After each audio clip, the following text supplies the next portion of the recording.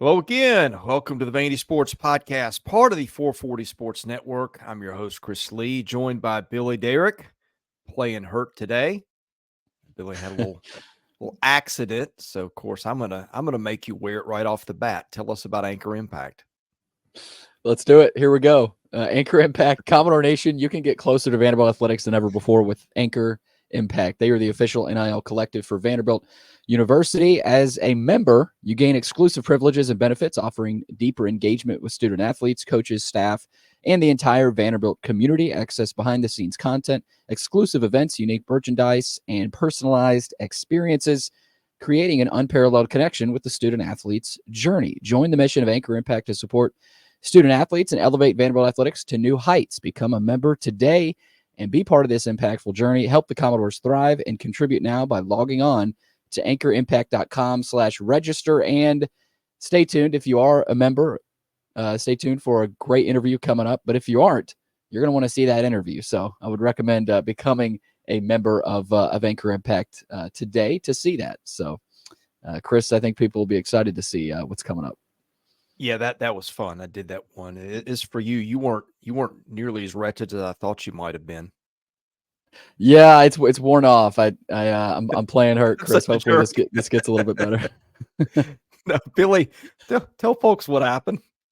Yeah, so Monday night, playing basketball, got elbowed in the throat, and couldn't breathe or talk for a good minute. And I thought it was going to be a lot worse than it actually ended up being. But yesterday was bad, but today is a little bit better. So not as bad as I might have thought. That's the worst, when something takes your breath away. That's just such a helpless. Well, and immediately I was like, am I going to be able to do the show the next day, podcast? I mean, that's sort of my job. So, well, we're glad you're here. All kidding aside.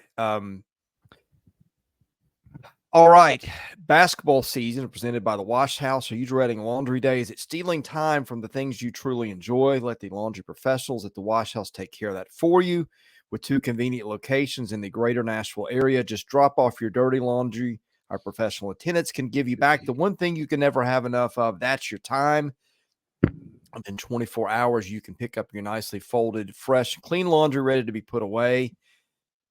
Check them out at washhouseclean.com. Stop in today. Get your time back. Tell my buddy Steven Andrews you heard about it on the show. Great guy, great business, good people. They do good work.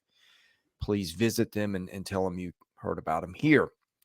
All right. We are also presented by the Murfreesboro Pure Milk Company, a family-owned third-generation milk and ice cream distribution company located in Murfreesboro, a partnership that began 50 years ago to provide purity milk and ice cream to consumers in Middle Tennessee has now grown to Southern Kentucky, Northern Alabama, Chattanooga, North Georgia. They supply not just purity, Mayfield, Nestle, Haagen-Dazs ice cream. Visit their website in mpmci.com. It's hard to screw up ice cream, really hard. In any way you go, and they carry several brands. The Purity Homemade Vanilla, I think, is my favorite of all the stuff they do. Boy, you can do some stuff with that. So eat your ice cream, clean your clothes when you get your ice cream on your clothes and your sheets, and tell them thanks for helping the podcast. I like how you did that, Chris. Yeah, well, maybe that's just personal experience, but Well, I wonder if Oreo ever spills her ice cream. Oreo just, you put ice cream on the floor and he goes at it. He loves it. I mean, he's semi-discriminate in his eating, but you put ice cream in his bowl, which we'll do from time to time, and it will be gone in no time. I haven't heard Oreo in a while during one of these podcasts. So maybe it's the new time slot, or he's sleeping. I just hit the mute button. He went off on a call I just had a minute ago. He may be worn Okay. out. He ate a cicada last week. Oh, there was a dead cicada on our deck, and I saw him eyeing it and getting ideas, and so I went at him. He's like, "Oh, you don't want me to have that, so I'll run off into the yard." And when I chased him, he just ate it. So, but he's made it so far. Right. I mean, I can. There are better things to eat in our house, but he does what he does. All right. Speaking of better things, I mean, there's got to be something better around the corner than this last sports year we just concluded, right? There's got to be. I mean, the only way is up, Chris. Joey and I did maybe not a fun podcast, but I thought it was good just kind of assessing the state. It was a lot of baseball, of course, but we even looked back at the basketball season. And I'll say this, for my first year on the beat, had to really wake up and be ready for the worst. But I do think, Chris, it's going to get better. And Joey kind of jokingly brought that up in the podcast. So I mean, it's hard to get worse than this, right? I mean, a 2-10 football season, a 9-24 basketball season, 4 SEC wins, and then in baseball. But the thing about baseball, Chris, and baseball season feels worse than it was, I think. Yeah. And there were some positives, but the fact of the matter is that it wasn't the standard, right? 13-17 doesn't happen often under Corbin. An 0-2 finish in a regional almost never happens, other than that tough 2016 year, which is honestly a caveat. So, and Corbin brought that up. He said, this has never happened. And so it's crazy thinking about that too, because that is the standard, and Corbin knows that. And the fans obviously know that, but yeah, again, I do want to say that I think the baseball season appears worse than it was. I'm not saying it was great by any means, but they did extend the 18 season streak of a regional. 18 straight.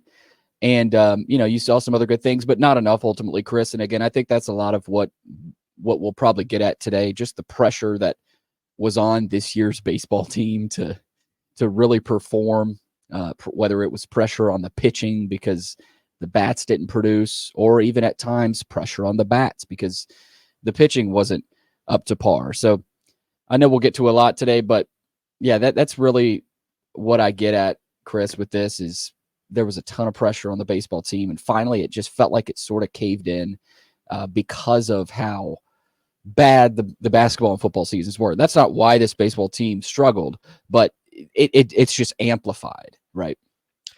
Well, first of all, the looks you and Joey gave me all year, like, how do you do this? I'm like, hey, I'm just used to it by now.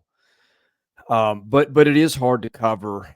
And I mean, the one question I've always asked is, okay, what happens the moment that baseball kind of collapses? And collapse is kind of strong because, I mean, look, they were still a 2 seed in a regional. But this is, they didn't have a losing season in conference play for 10 years or whatever it was. They've now had 2 and 3 years. 2021, they go to the College World Series. They finish runner-up. Did get a little help from the NCAA on the NC State thing. I mean, frankly, they were probably going to be semifinalists. They caught a break there and made the finals, but it is what it is. And then, fast forward, they win, 3 games and finish second in Corvallis. They win 1 game last year, and they win none this year in a regional. I mean, it feels like they used to win 3 without breaking a sweat in a regional. Look, the game is tougher now. There's more teams invested. College baseball, the playing field has been leveled just by other teams caring more than they used to. So that's some of it. But, and I think that, and I guess this is why I wasn't as pessimistic as some people. I think that last year people didn't give that team enough credit for what it did. I get that ultimately you sort of judge yourself by what you did. But I mean, they went 19-11, got a national seed, won the SEC tournament. That season was not the disaster that people saw it as. This year, when you're negative 50 or whatever they were in run difference and run differential in conference games, I don't think they were even plus 100 for the year in run differential. I can't tell you the last time that happened. This year was the year that it really cracked, in my opinion. I mean, there were smaller cracks, but this is the one that was really the one that was like, okay, I'm kind of there a little bit with some of the pessimists now. Yeah, it's pretty unfamiliar, right? It was you didn't recognize this team as a Vanderbilt baseball team a lot this year, right? I mean, the LSU series win on the road was a series that I thought okay, this team is back to the right level. But then Yeah. you slowly start to realize LSU was down, and they struggled for most of the SEC season. Now they had a tough schedule, but at that time, Chris, I thought, okay, this is a road series win, but they were never able to replicate that, and I just thought it came to a halt right in the postseason. And the interesting thing is, I was talking to somebody about this yesterday after the SEC tournament in Hoover, and I remember watching you and Joey's recaps. Y'all were talking positively, but there was always that deep-rooted question in the back of both of your minds. Can this continue? Can this momentum continue in a regional? It was all about the draw. You got to have a good draw. It was never, no, it doesn't matter. This team is playing great. They can go in. They're hot. They can beat anybody. It was always still, they got to have a favorable draw. And that is what scared me about this team. That the margin just kept getting smaller. And before the season, Chris, I do want to get at this too. Like before the season, I think we thought this team had potential at Omaha, but it's not like we were sitting here saying that's the expectation for this year. I think that's something to remember too, that they fell short of ultimate expectations of getting out of a regional and getting to Omaha. That's always the expectation. But I mean, before the season, Chris, I think you agree here. I don't think we were sitting here saying this is an Omaha team. And I think that's something to remember too, that the pitching for me is something that fell off down the stretch there. And the amount of freshmen that you had to rely on to me was noteworthy and in huge spots. I mean, who was the first guy they went to out of the regional? Was it, I think it was a freshman, whether it was Cyber, Miller Green. I mean, Cyber and Green were, Cyber and Green, Chris, were the go-to guys. When's the last time you saw a couple of freshmen be the go-to guys out of the pen? So, and I know the injuries are a concern, but Joey made a good point in our podcast too, that the injuries aren't the story, right? And I do want to make that point that this team was flawed. That this team was flawed really from the beginning, and not a whole lot changed ultimately. They have relied on freshmen out of the pen before, but there were guys named Bueller and Fulmer and Kyle Wright and Hayden Stone, who never was a pro guy, but I mean, he just, until he got hurt, he was so devastating with that slider and that high seam baseball. And these guys are good. I'm not sure they're those guys. I mean, who knows? Ethan McIlvain could be, and the injuries, and remember I think he'd been a little banged up before the injury in the warm up of the Florida game. So that's first of all. I said before the season, I think you can go back and find receipts on this. I said, I don't know what to think of them. I could see anything from a national seed to maybe, if everything goes wrong, not making the tournament. And credit to Tim here. It felt like everything went wrong and they still got a 2 seed.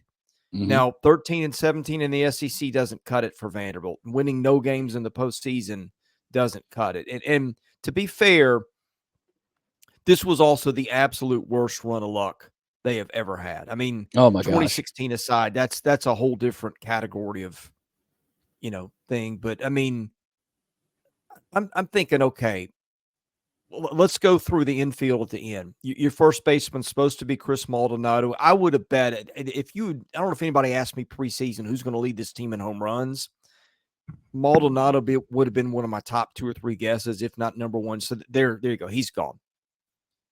Your second baseman was supposed to be Jaden Davis or Cam Kojal. It kind of was, but you had RJ. Both Austin of them were banged there. up. Both of them banged up. You had Austin playing there, and it had started to click. Then you had to move him to short because Jonathan Vastine's throwing up everywhere.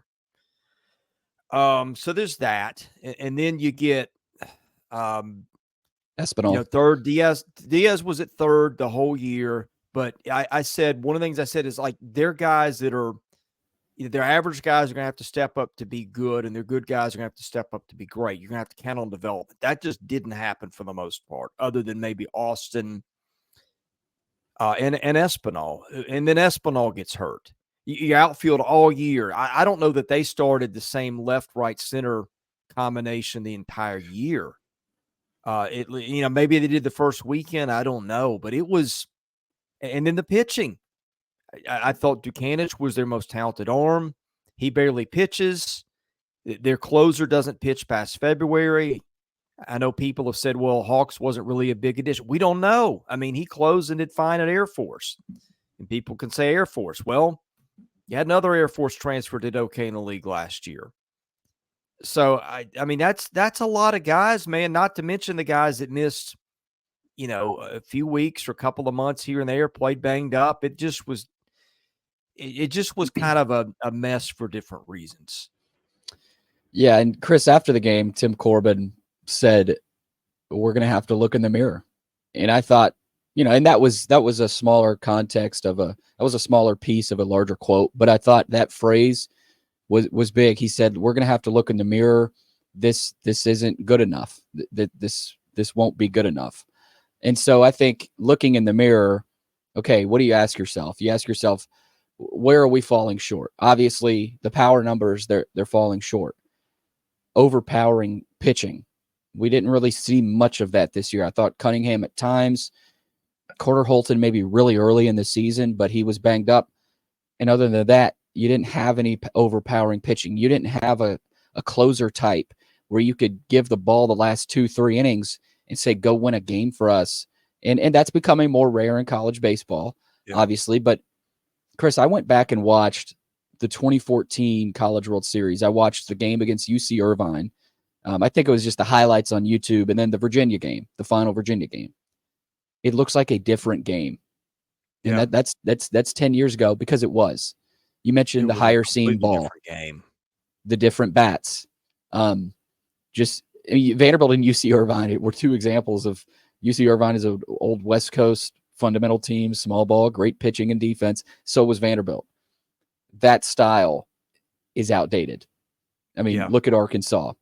Arkansas under Dave Van Horn is, they've got dominant pitching, of course, with Hagen Smith, great defense, but the hitting numbers, the power numbers weren't there like Vanderbilt, similar last year to Vanderbilt. And so that is outdated. And my gut tells me Corbin and staff know that. Maybe they've known that for a while.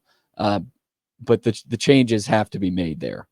Now, the question is, and we have a question about this in the mailbag, Chris, but I did want to get your perspective on how much the game has changed and how big of a part of that has become of why Vanderbilt has to adapt.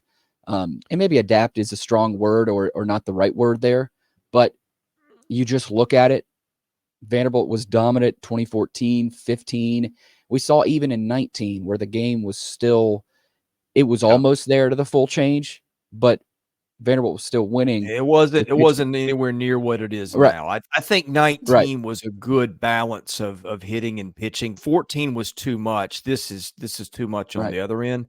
Look, baseball in their defense. Okay, look at Major League Baseball. You've seen all these big home run numbers. I don't know why MLB is so coy with it. Just tell people. I don't know why it's a nuclear secret, but now you see all these tweets about this ball was hit at this velocity and this launch angle, and it barely made it to the warning track. And people are the MLB has obviously changed something with the balls. And baseball is always a game. You change something, high seams, low seams, deadening it, whatever, and it's a different game. And it's a different game right now for a variety of reasons. I think, maybe the bats and the balls are just hot out of the factory, but you and I know good and well, there is a lot of stuff going on, and not a little bit, a lot. And in a lot of ways, and it's the footballization of SEC baseball and maybe other places too, where anything goes, and I'm going to keep doing something until you stop me. And okay, if you stop me, fine. You pause me. You don't really stop me because there's no penalties. There's no public suspensions. Nobody. I mean, the only guy that got held out of a game this year in the SEC was J.D. Thompson, who would have been low on my list of suspected offenders. Now, he got caught. He did his time. I'm not saying it was unfair, but I mean, you and I know the stories. It's not something we can get into here, but it's just it blows your mind how off the rails this has gone. I mean, in every way, it's not just the what we think is bat shaving a lot of places, and it's not just one or two. You've got video stuff was supposed to be an issue. You've got, it used to be, like in sports, tampering would have been, hey, Billy, you played with Joey over here. Talk to him about playing advanced. Now it's just coaches just pick up the phone and just call your kids directly. Yep. Hey, Yeah, we like college. the way you Yeah. threw against us, and so why don't you come come play at Enormous State University or whatever. I mean, it's just it is completely foreign to the game that I have covered for. I mean, I shouldn't say foreign. You saw this with the Bats 15 years ago or so. So it's not all foreign, but all of it. I mean, from the recruiting tampering, roster, all that. It's never. I don't think it's ever been anything like it is now. Look, they've got their own reasons of things that they mismanaged, and we can talk about that. I think their strength and conditioning program. I have some questions. I have a lot of questions about their talent identification and the way they coach hitting. That's on them. But there's also a big element of this. There's one element that's luck. We just went through that. And then there's an element. There's a lot of stuff going on in other places that the SEC and the NCAA have been very reluctant to really put a stop to for whatever reason. Yeah, today's era, Chris, just forces coaches to dive in. Some coaches are diving head first, whether it's a Lane Kiffin type, a Tony Vitello, you've seen Schlossnagel really dive into the portal and NIL. Now, it depends on the school too, right? At a school like an A&M, you can do that, right? But it's up to the coach. I mean, the coach is the GM. He's got to deal with agents. He's got to deal with upset players, parents, probably a lot of times. Like, coaches nowadays are not able to just coach. They have to be the GM unless you hire a GM type, of course, like we saw with Barton Simmons. I don't know how often that's happening with baseball, college baseball, but I got sent by somebody yesterday a document, and I'll probably send you this, Chris, and I might put it on the board as well. The amount of money SEC schools are spending on baseball is ridiculous, and every school is going through renovations. Every school is all in on baseball, other than maybe Missouri, but even Missouri has, they want to be good. I mean, I think they've got a great coach. So I think college baseball, especially in the SEC, we all know how much it's growing and how teams are investing. That makes it harder on Vanderbilt, but Vanderbilt has that foundation, right? They, if they want to play in this world, Chris, they can. I mean, who says they can't? With the money that is available, they can. It's just about talking to the right people, doing the right things, making the right decisions, and having that person at the head. And so, look, it's up to Tim Corbin. Credit to Gentry Estes. I don't know if you read his column, Chris. I thought it was great in the Tennessean, and the headline was great. Somebody put it on our board. There are problems with Vanderbilt baseball. It's up to Tim Corbin to fix them, and that's the kind of the bottom line here. And he's been in this business for a while, Chris. I don't think there's reason to worry that he won't make the adjustments. But is there reason to worry that the game is so inundated with what you just talked about, whether it's the balls, the bats, the portal, the NIL? There's layers. There's layers to this. And so how deep does Corbin and staff want to dip into all this? It will be interesting to see. And Joey and I talked all about the portal. This roster is going to look different, Chris. I mean, I think we can both agree on that. I'm glad you mentioned the money. Something somebody mentioned to me that I hadn't thought of, but I'm sure is pretty accurate, is like some of their advantages used to be they were early adopters of maybe TrackMan and Rapsodo and stuff like now everybody's got that. So whatever little advantages or maybe significant advantages they would have had through mining data and scouting are gone now that everybody's all in on baseball except for maybe one. So that's part of it. But I mean, I think the conditions, and I know people have jumped down Tim's throat, and I get it. I mean, you can see where they fell short, but I feel like college baseball is becoming, if the game, instead of playing baseball, we're driving on the highway and the speed limit is 60 and everybody's going 110. you kind of have to go 110, even if you want to drive 60, if you're not going to get run over.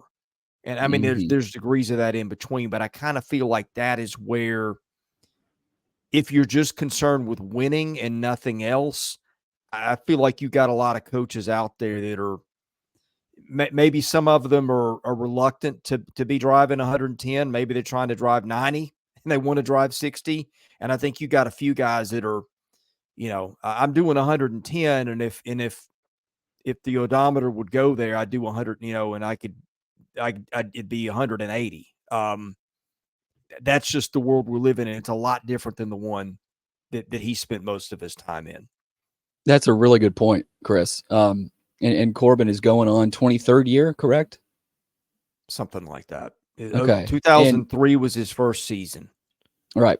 So yeah, I think he's going on, just finished his 22nd year. And I think about years and 10 years, Gary Gilmore at Coastal Carolina just finished his 29th year there with the Chanticleers. And I know you saw what he said.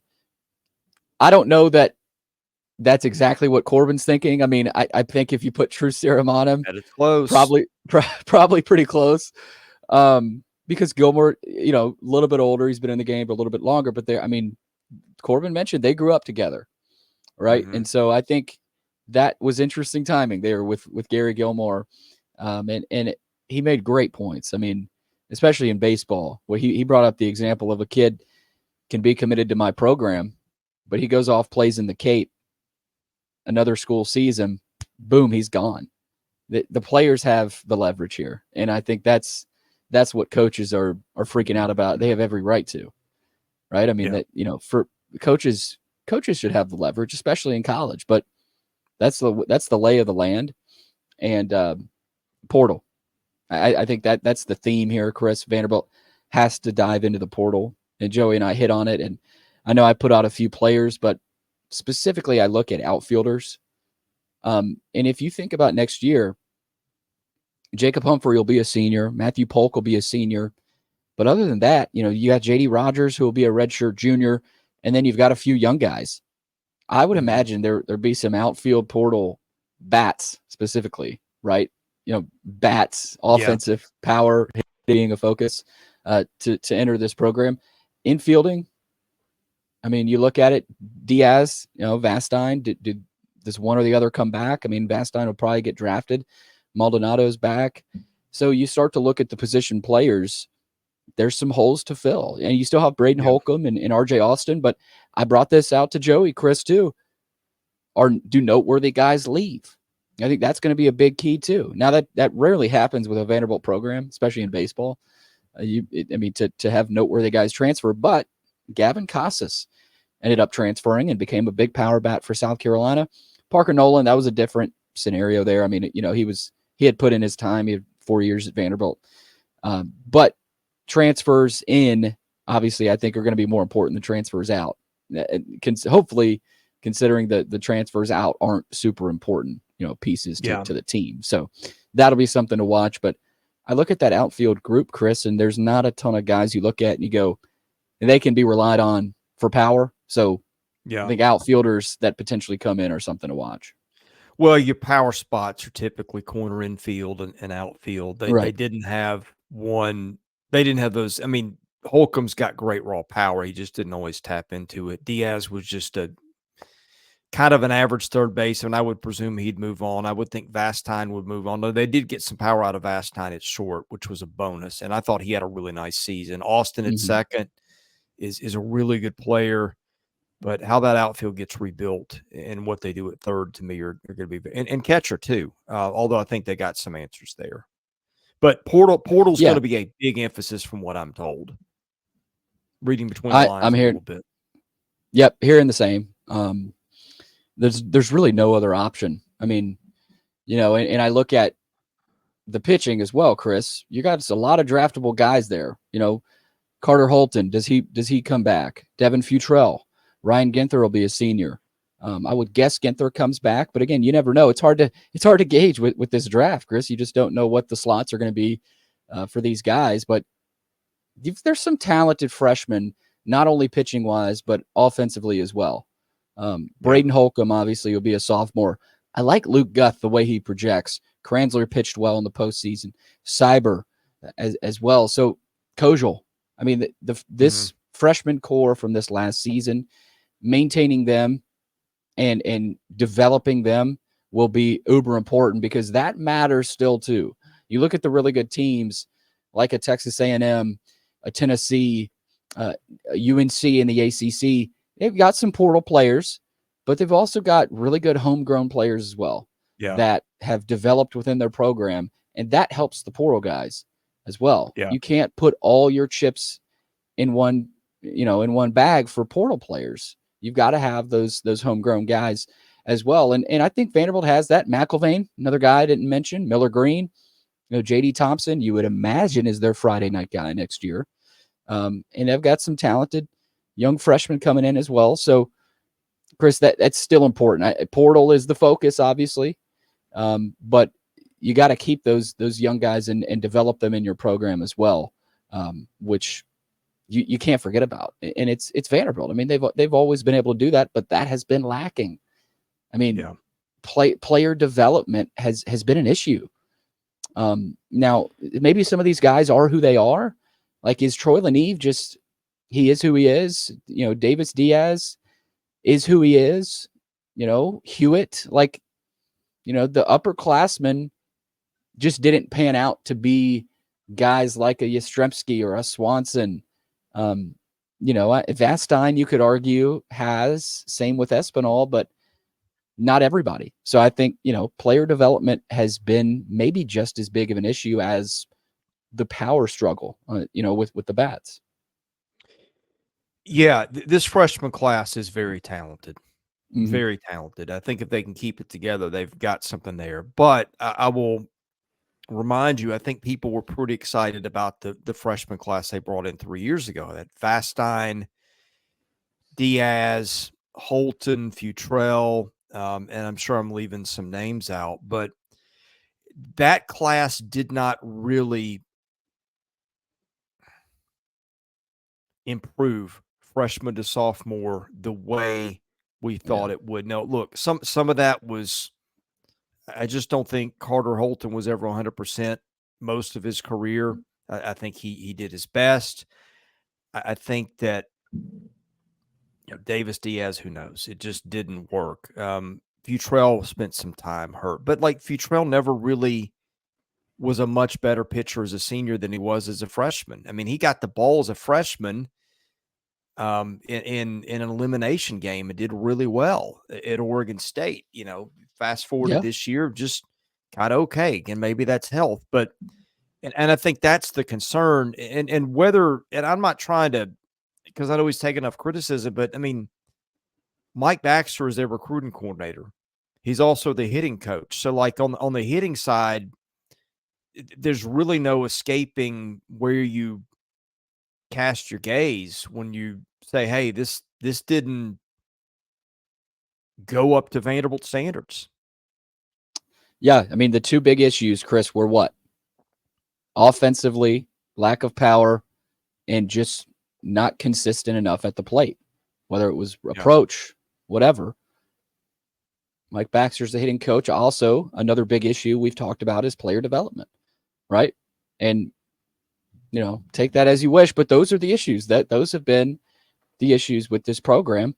And obviously we know about all the hard decisions Coach Corbin's going to have to make, whether it's coaching, whether it's overall approach, mindset, preseason workout type changes. I mean, you never know, but there are some huge decisions that he's got to make. And I think we all know that. And we just got to kind of wait and see what happens. Let's do the mailbag. I'll have you get it ready, and I'll do the reads here. All right.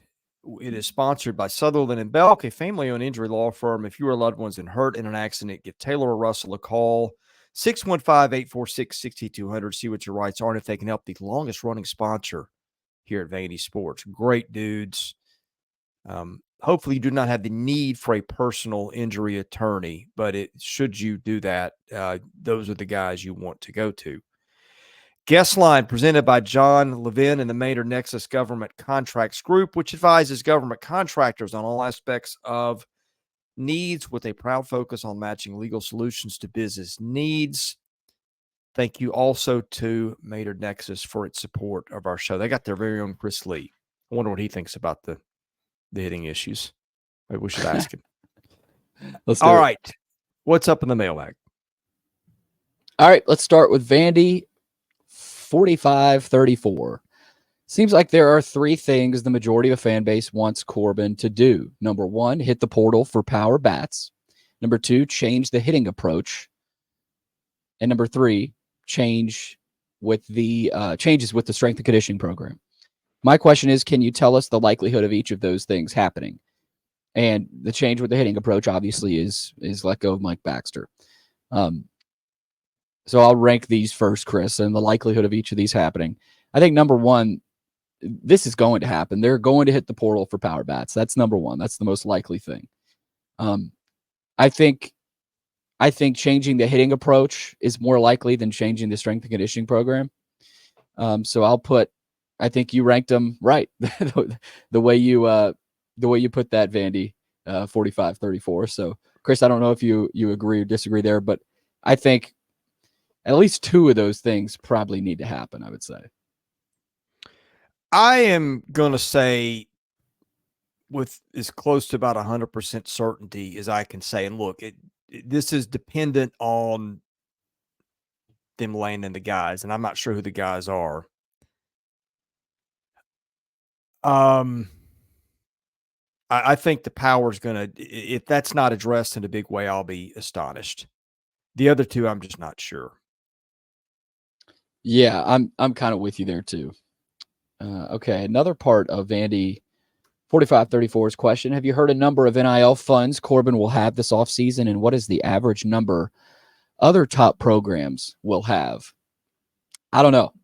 I don't know, Chris. I know baseball NIL numbers are obviously a little bit smaller, and maybe a good bit smaller than football and basketball. Obviously football, but I know A&M is a program that's at the top. LSU is obviously at the top as well. I've heard Alabama making some moves. We know about Tennessee as well. But that's a really good question about Vanderbilt. I don't know that anybody knows. The general sentiment is he'll have about as much as he needs. I cannot tell you whether that's fact or fiction. I've heard some things that might push back against that a little bit. I guess time will tell. I tend to believe the more optimistic scenario there. Yeah. Okay, DFW Mark, is there a bat testing protocol for the NCAA tournament? And are you hearing of any possible rule changes for next year regarding the bat or the balls? Chris? You can have all kinds of protocols around it you want. There are so many loopholes. I mean, I've said this before. I think this is the most true statement I can make. Every single player that participates in the tournament can make the claim, I had my bat pass legal inspection. I think every single player in the tournament also could go to the plate using an illegal bat. A team could keep 1,000 bats in the dugout if they can store them that are illegal. And unless you check, and even if you check, the sticker could have been taken for another bat, which is the stickers were supposed to be engineered not to. I have some doubt about that. I've heard some multiple ways around that.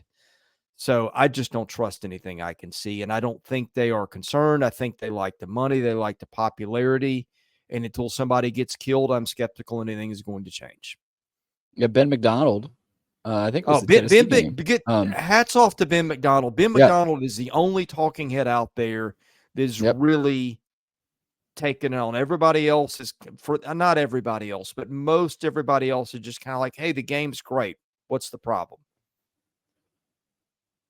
And I know a lot of people make this inference that this is a Tennessee issue. It's not just a Tennessee issue. It's a issue. Yeah. Okay. And then, any possible rule changes. I think you got to that, Chris. That probably not anytime soon. Okay. Godors 94. What went wrong to cause the disappointing baseball season? Is the program sliding, or was it just a bad year? It's interesting. I would put it in order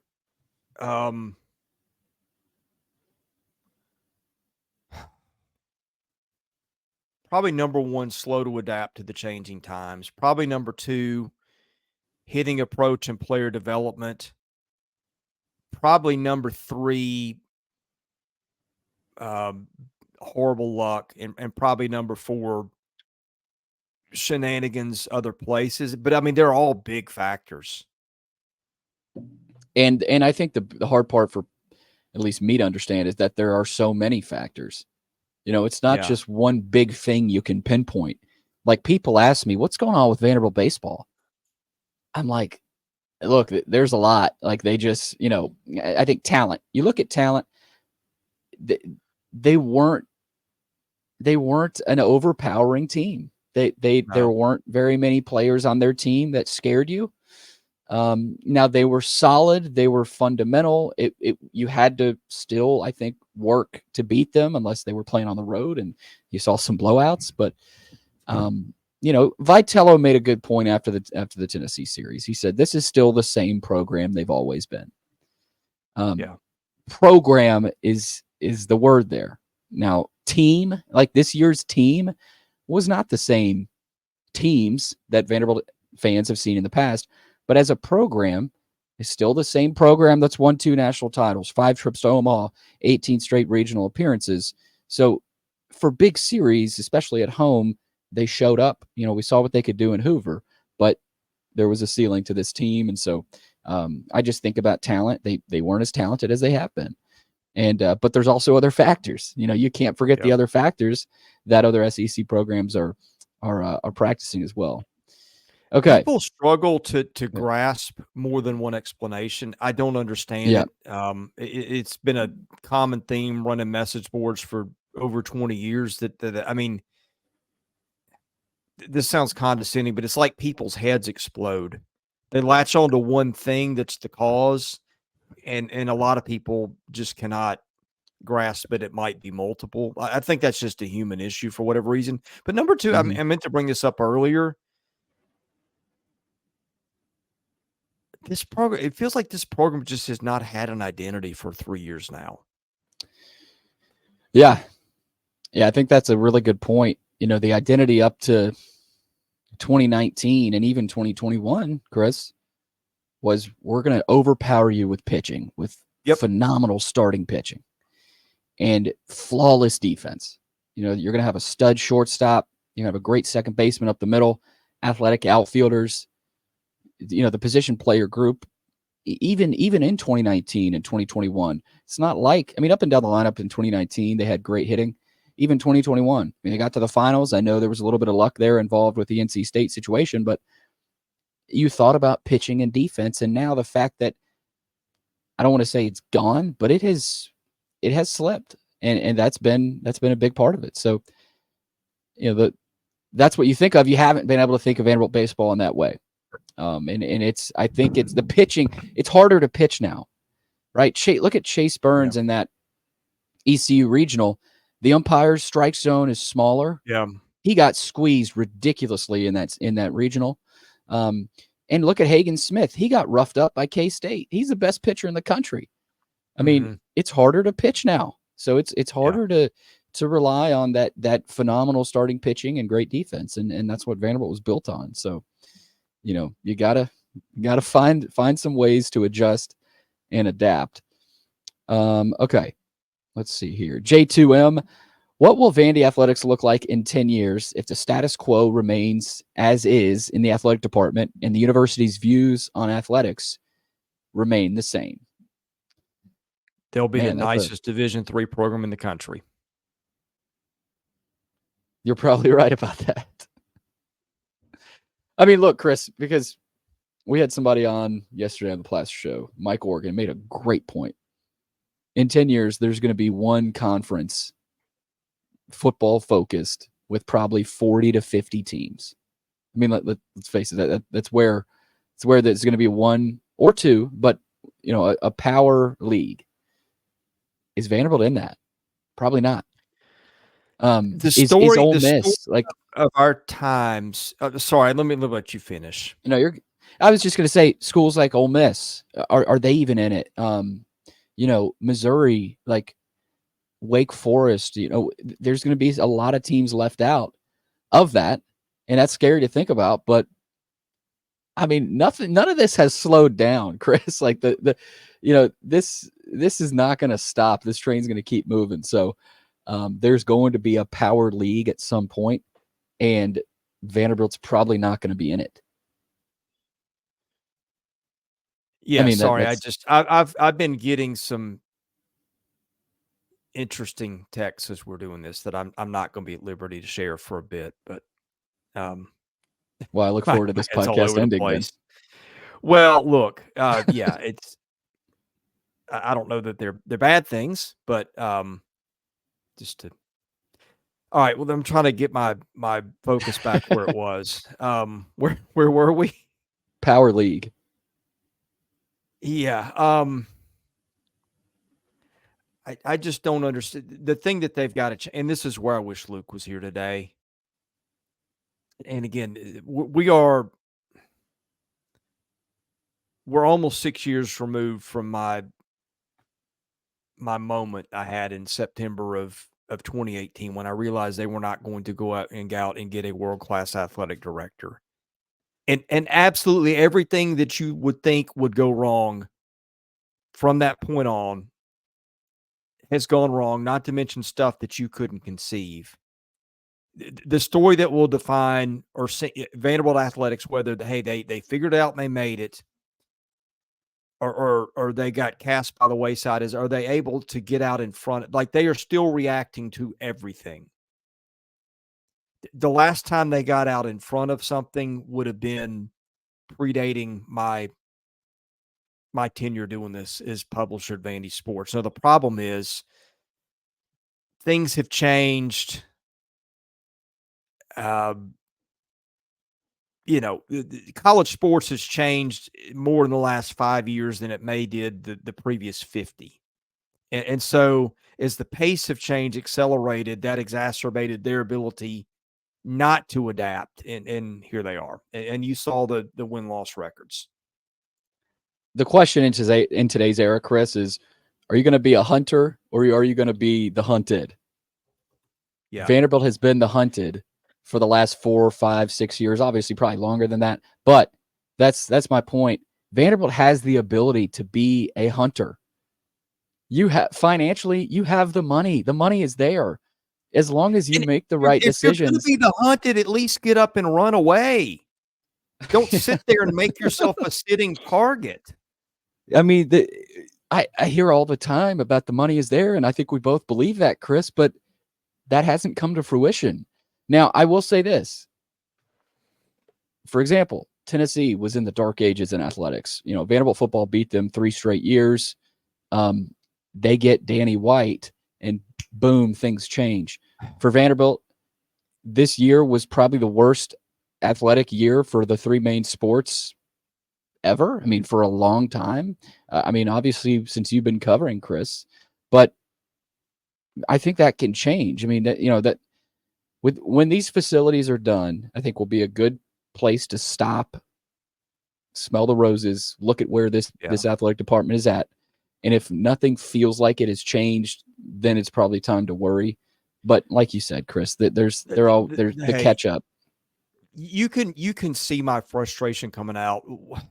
You could just see them taking a wrong path, and people tried to tell them. And nobody's really paid the price for any bad decisions. Anytime there's a price for bad decisions, it's Jerry Stackhouse getting paid $20-something million to go away. It's Derek Mason getting paid millions to go away.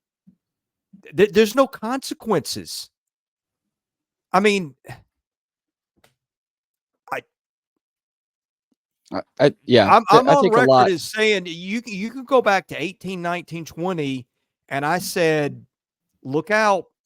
I'm just sounding the warning sign. Where's this going to go? And none of the people involved in doing the things that led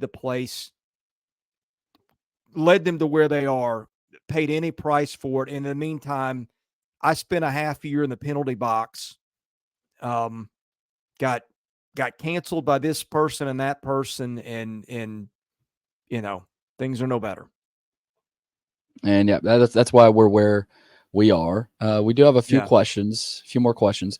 Papa Hick for VU. If Tim Corbin hits the portal and NIL aggressively, how many players on the current roster who still have eligibility do you think will be asked to move on?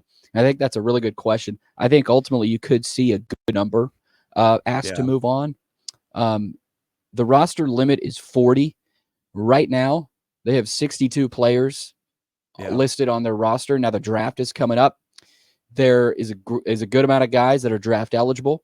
I think you'll see a good amount of pitchers be drafted and leave. Cunningham and Holton. I mean, you would think they leave. What does Dukanich do? What does Grayson Carter do? Sam Laboki is a redshirt senior, but I think he still has eligibility left, ironically. So what does he decide to do? Devin Futrell. I think I still have eligibility at this point, the way this is going. But anyway, carry on. So, Jonathan Vastein's draft eligible. Alan Espinal will not be returning, doesn't have eligibility left. But I look at a guy like a Matthew Polk, even a Jacob Humphrey. I know he just got into the program, but would you rather have those guys starting in your outfield who are more of slap hitters who don't really hit the ball to the ballpark, or bring in some portal players? I think Chris could clear out their outfield. I don't think that would be a bad decision. Now Humphrey's speed, maybe he's a guy you want to keep. Infield. What does Davis Diaz do here? I mean, he's a great third baseman, right? Phenomenal defensive player. Does he get drafted? I think he's a draft prospect. What does he think about his money? But I think Chris, ultimately, I'm not sure if I have an exact number, but I think you could see a good amount of players be asked to move on. This is why I don't know how to answer that question. You got a 40-man roster, right? Mm-hmm. And this is back to the thing I've said for a while. When you have people playing out of station, like for example, if you go back and say when Vanderbilt was really rolling, what did their number one starter look like? Well, it looked like a Carson Fulmer. It looked like a Kumar Rocker. It looked like a Kyle Wright. You kind of know what that is, right? Mm-hmm. That their number one this year looked like a number two or number three. Mm-hmm. That depending on the weekend, sometimes it didn't even look like a number three. And again, some of that's injuries, other stuff, other places. And the lineup was the same way, right? Like I think Matthew Polk has got a spot on this team next year. He hit pretty well, not great, but Mm-hmm. I mean he's a 7-hole hitter, 8-hole hitter. They need guys. I don't know that they had anybody that was, on a powerhouse SEC team whose station would have been above the 6-hole. And those guys are having to hit 1, 2, 3, and 4 for you this year. That's your problem. And that's why I say I don't know what that means in terms of cleaning out the roster, because you got a lot of guys that could play a role, but it might go from being starting outfielder to fourth outfielder. Yep. Or hitting in the 2-hole to hitting on the 8-hole, depending on what they do. Mm-hmm. Yeah, it's hard to answer that question. To fully unpack that, I'm sorry. I guess to finish it up, so I don't confuse people. Yeah. I guess my point is how willing. There's a place of value on that roster, but are you willing to accept, going from a place up here to a place down here, where either your role, your playing time gets cut, or maybe your spot in the order or your rotation does. Probably more the order than the rotation. I think they've got, but I mean, I think they're going to be in the market for pitching too. I'm very confident of that. So, yep. And we're not used to saying that, which is another sign of the times. Well, and look, the pitching they will bring back is not bad. They just need more time in arms, and maybe Ethan McIlvain becomes that. Maybe Miller Green becomes that. And I mean, you talked about J.D. Thompson as their one. That to me would be I think J.D. Thompson is a fine pitcher, but he's more like a Sunday guy to me than he is a one. And they got to get older, Chris. I mean, the amount of freshmen they relied on this year, they had some older guys, but the older guys weren't coming through. You need some older veteran experience that can energize and juice up this program. I think that's ultimately another big thing they need. Old Jack Wagon. What went well or better than expected with the baseball team this season that can be the basis for improvement going forward? That's another good question. They dominated at home. I mean, maybe dominated is a strong word, but I mean, at one point, Chris, they were close to undefeated at home. And so I think, their home series were also easier than their road series. Yep. For the most yeah, part. Well, I mean, I say good, that Mississippi State, Tennessee, but that's a good point. I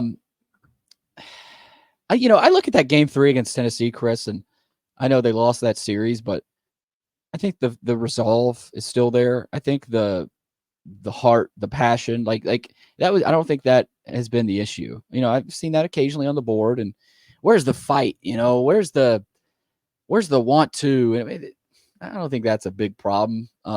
You saw it in Lexington too. Like, this team was not going to be denied a regional. So I think what went well, and this isn't even anything substantial or significant, but the pride. I think, like, the pride for being a Vanderbilt baseball player, I think, is still there. And I think you saw that at times.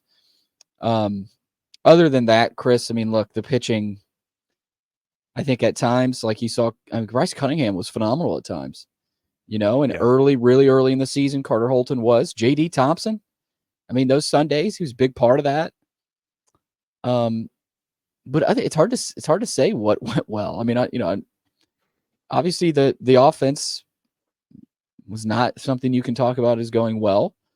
And I would say that the young players that they had to rely on, I think, showed their potential, whether it was McIlvain, Cyber, Guth, Miller Green, Kojal, Holcomb, but other than that, Chris, it is hard. But I would say mostly just the pride of it. I mean, getting to an 18th straight regional, I think there's something to be said for that. I would say what went right is you found out that they've got a number of freshmen that can play in this league. Yeah. If you aren't embarrassing as a freshman, that usually is a pretty good sign. And maybe a couple more, like an Ossenford or somebody that can help them down the road. But I mean, Cam Kojal looks like he can be a player.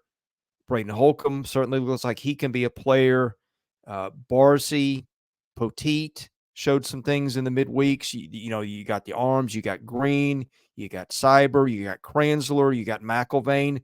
That is potentially a really good freshman class. Now, look, holding on to it is not as easy as it used to be. And I'll give Tim this for the most part. They have held on to their better guys. Yep. Parker Nolan was the one that left that surprised me. I'm not sure Casas was as big a loss to them, maybe as you would think. I'm speculating a little bit, but just picking up on the way that one got talked about. I'm not sure that was that there was weeping and gnashing of teeth when that one happened. And I could be wrong, but no. Okay, here's a good one, kind of a loaded 4-part question. We'll start with this first one.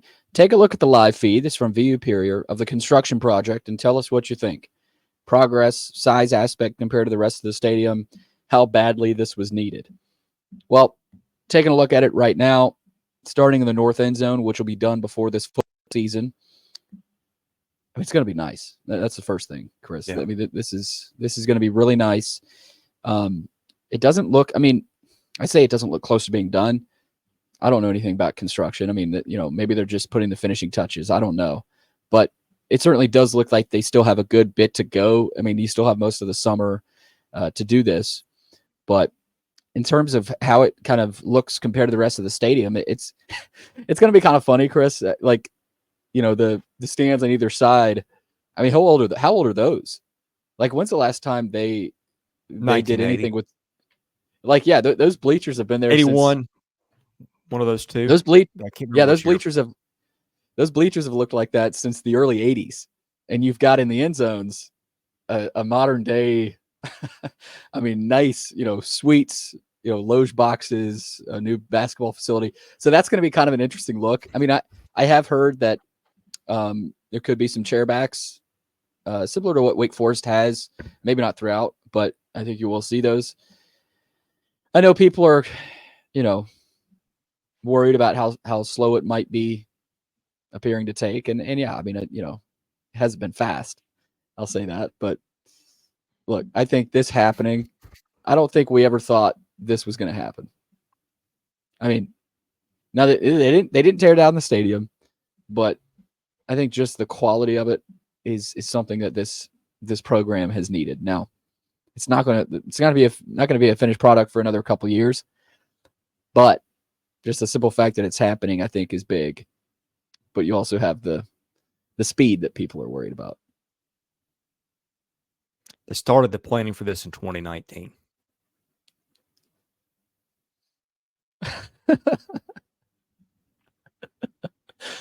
Oh, man. Okay. What would need to happen from a specific... I'm sorry, Chris. It's been that kind of year, hasn't it? Oh, you pull it out of me. What would need to happen from a specific player personnel for us to make the NCAA tournament in men's basketball next season? Man, that's interesting. I was talking to Joey yesterday on the phone, and we talked about just the different combinations. There's some pieces there, Chris, right?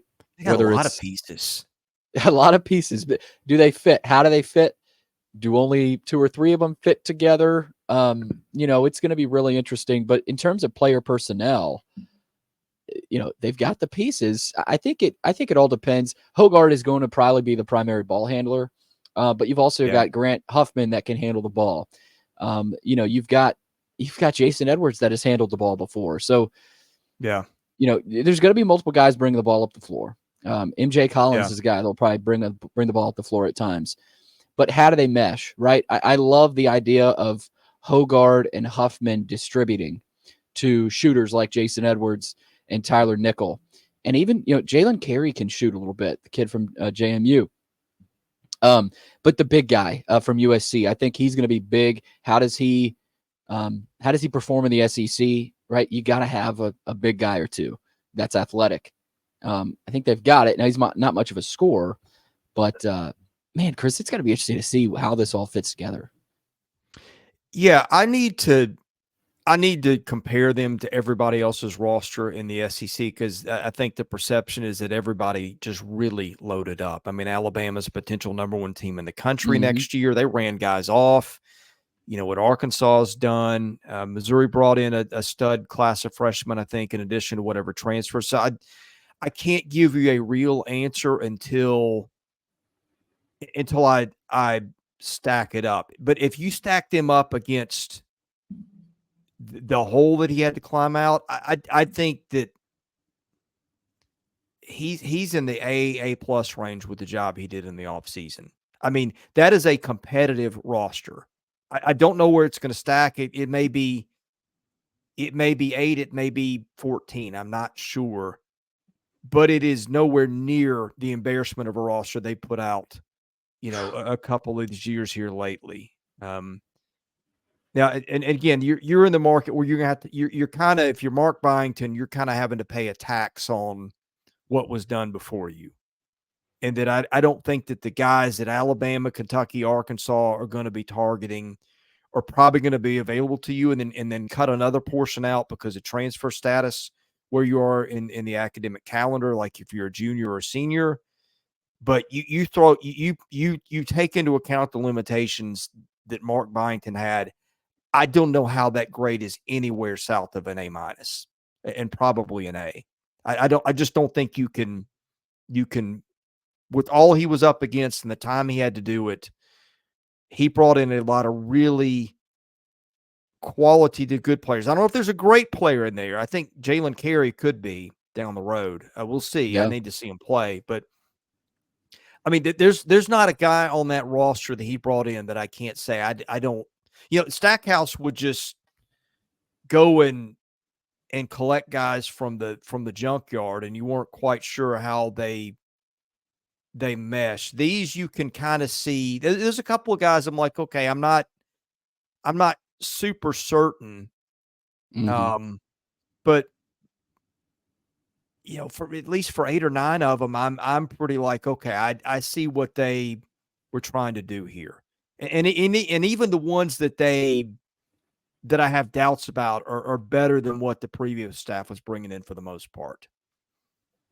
Yeah, we'll talk a lot more basketball. I think Joey's got some guest ideas lined up for this summer, and obviously, I think there's a lot of excitement for it. So, but maybe not as much for football. I mean, it's football season. There's always excitement, but this third question here: what would be your guess at a starting lineup against Virginia Tech? Chris, I've got a depth chart here. I think Nate Johnson's probably going to start. Cedric Alexander's your running back. Quincy Skinner. Who's the other? I mean, Junior Skinner and Sherrill are definitely going to start. You've got some other prospects. The Texas Tech guy, Fungi, Darian Wiley, transfer from Louisiana Monroe, I think. A lot of tight ends. Eli Stowers came over from New Mexico State. Still got Cole Spence. Still got Cam Johnson. I think they like that tight end group. Offensive line, Gunnar Hansen's going to be your left tackle. Grayson Morgan, probably your left guard. Stephen Lasoy, I think they like at center. Stephen Hubbard, probably on that right side at guard.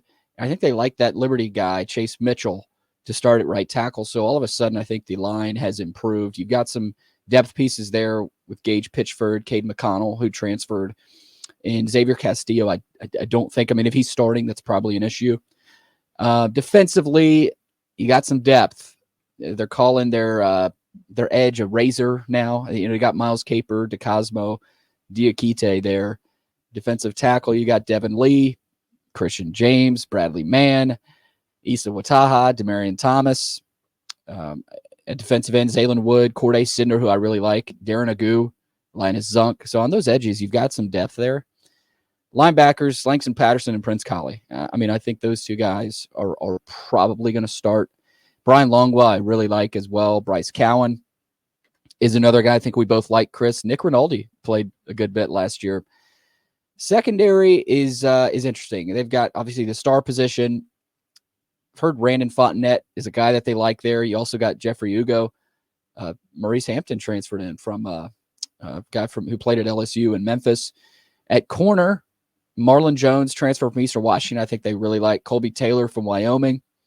You still got Martell Height, Tyson Russell, Trudell Berry. You got some depth pieces there. Dante Carter and CJ Taylor are probably going to be your safeties. So that's the biggest difference there, Chris. CJ Taylor not playing anchor. He'll likely be a safety. And I think he revealed that in the interview with you. DeRicky Wright as well, we've heard is coming back. I don't know if it's official. I don't think that's been official yet, but that's what we've heard.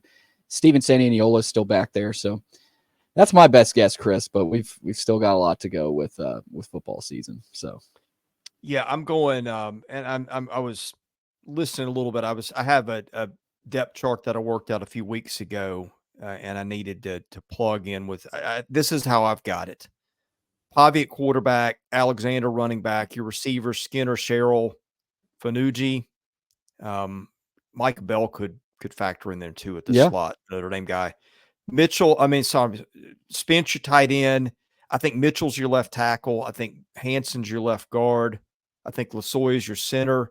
The right side, I'm not as sure. I'm not entirely sure where Hubbard fits in. I don't know if he takes Grayson Morgan's spot at right guard, or Sandoval I've got as a starting right tackle. So I think the left side, I'd be a little surprised if I'm off on that, starting from center over. The right, I'm not as sure. I think their starting defensive line is going to be DeCosmo, Lee, Wataha, and Capers. You could see Cinder in there somewhere. You could see Wood. I'm not sure. I'm not sure where the transfers fit in, but people don't know I do the write-up for Lindy's every year. So I did my research on this. Again, it's probably about 6 weeks old, and I'm making some judgment calls based on guys who become a fit. Like when I wrote this up, Mitchell still was in limbo for getting into school, I think, or I'm saying limbo. I don't mean that as an indictment. It just, the process hadn't happened yet. Mm-hmm. And so I had to kind of write around that. Linebackers, I think it's Patterson and either Longwell or Colley at the other one. And I think the defensive backfield, Fontenette's going to start, Height's going to start. Corner it could be Taylor, could be Jones, could be Davis, Taylor and Carter. And I didn't get out to, this is the least I've ever attended spring practice just because of personal schedule and family stuff. So I'm very interested to see in August, because I think this feels to me like, I feel like I go into August going, all right, there's maybe 3 or 4 spots. I'm a little curious what's going to happen. And you just kind of adjust your focus accordingly. It feels like there's more than 3 or 4 this year that in terms of starting and backup battles to watch. Okay, quick answer here. Do we now have 2 of the top strength and conditioning coaches in football and men's hoops? I don't know about football. I think men's hoops with Sanderson is one of the best in the country. But what's his name in football? I'm forgetting it. Steiner. Steiner is really good. I don't know if I'd rank him top 5 in the country, but he's really good. But Sanderson, Chris, I mean, he's one of the best in the country. Yeah, I had a source tell me before Sanderson was official that he's probably a top 2 or 3 strength coach in America. Yep. For basketball. Right. Let's rumble through here, Chris. We still have a few more. Lot of mailbag questions. Quick answers here. Anchor down 0714. Who would be the players who fall under the must keep category for baseball? All right. For me, must keep Braden Holcomb, RJ Austin, JD Thompson, Miller Green, Ethan McIlvain. I'd probably throw Brennan Cyber in there. Cam Kojal. For it just because of his power. I think you'd obviously like to keep Poteet. But notice, Chris, no outfielders. Like, I don't think any of the outfielders are must keep. But those are my guys.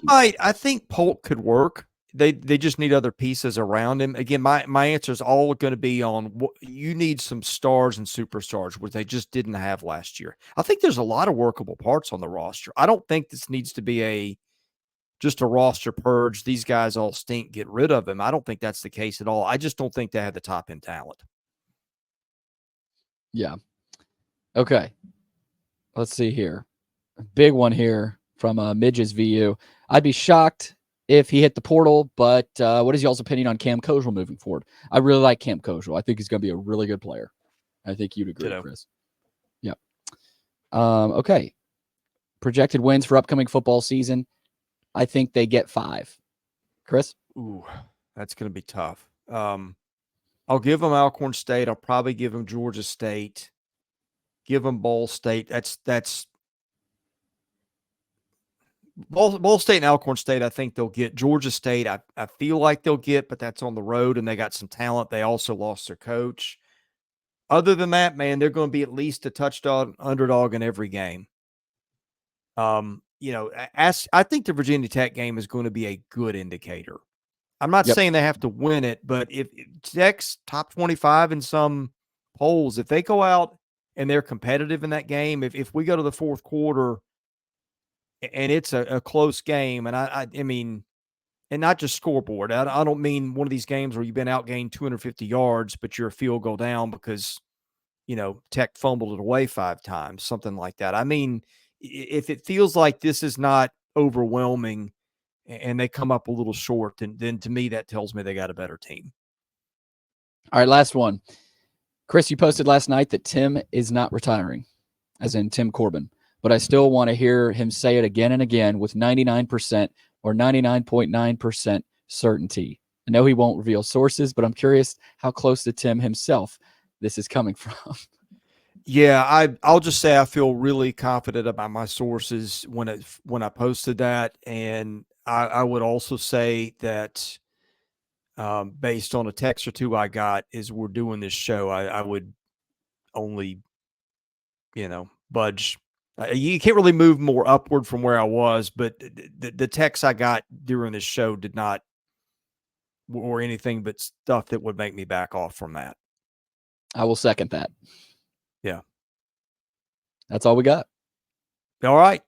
Thank you for watching and listening. Billy, thank you for I give you a hard time, but thank you for fighting through at a less than optimal voice day. Thank you to those who sponsor us and listen to us.